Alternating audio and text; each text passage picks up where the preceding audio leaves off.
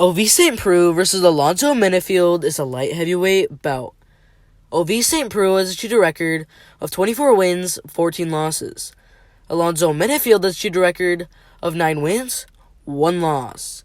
Alright, so Alonzo Menifield has basically spent his whole career in major promotions with only one of his fights coming in a not-so-well organization. Now, he started his career off with a first-round KO in Bellator, followed by a second-round KO. Now, after those 2 wins, he joined the LFA and got the win by first-round TKO from an eye injury, and after that win, he was invited onto Dana White's Contender Series, where he got the win from another eye injury from his opponent and was not granted a spot into the UFC. Now, after that win, he rejoined the LFA and got a second-round TKO, followed by a first-round submission, which ended up getting him another shot on a Dana White's Contender Series. Now, what I'm about to say might be really unbelievable, but in his Contender Series fight, he ended up winning by first-round KO in just 8 seconds of the very first round. I mean, wow. After that really impressive win, he was obviously granted a UFC contract where he ended up getting the first-round KO wins over Vincius Moreira and Paul Craig.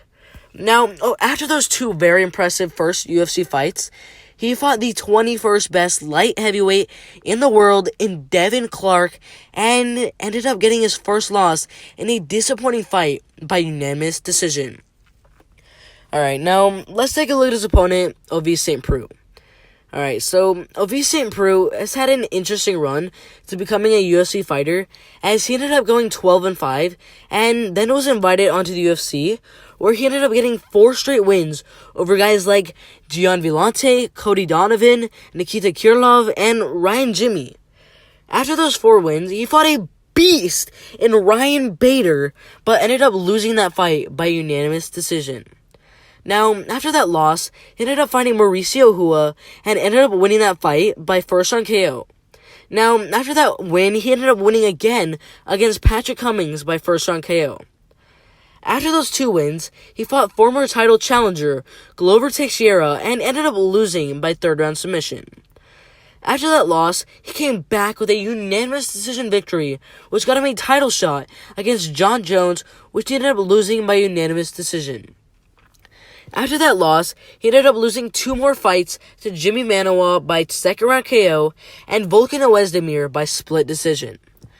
After those 3 straight losses, he ended up getting 3 straight wins, 2 of which were by finish against Yushin Okami and Corey Anderson. After those three straight wins, he ended up losing to Lalir Latifi by submission. Then he beat Tyson Pedro by first-round submission. Then he lost to Dominic Reyes by unanimous decision. Then lost to Nikita Krylov by submission, but came back and beat Michael Oleksiejczuk, I don't know how to say his name, Michael Oleksiejczuk by submission. Now, after that win, he ended up, honestly, I don't think he lost the fight, but he ended up losing by split decision to Ben Rothwell. Alright, so currently, Ovince Preux is 37 years old, while Alonzo Menifield is 33 years old, and he still has speed and KO power.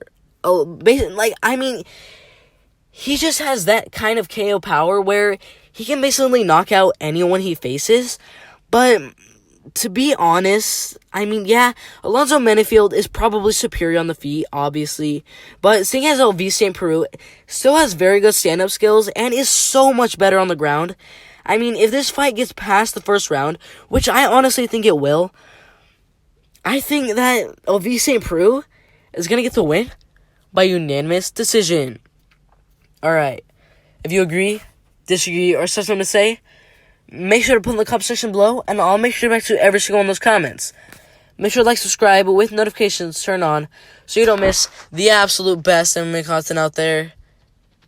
It's been fun, but I'm out of here.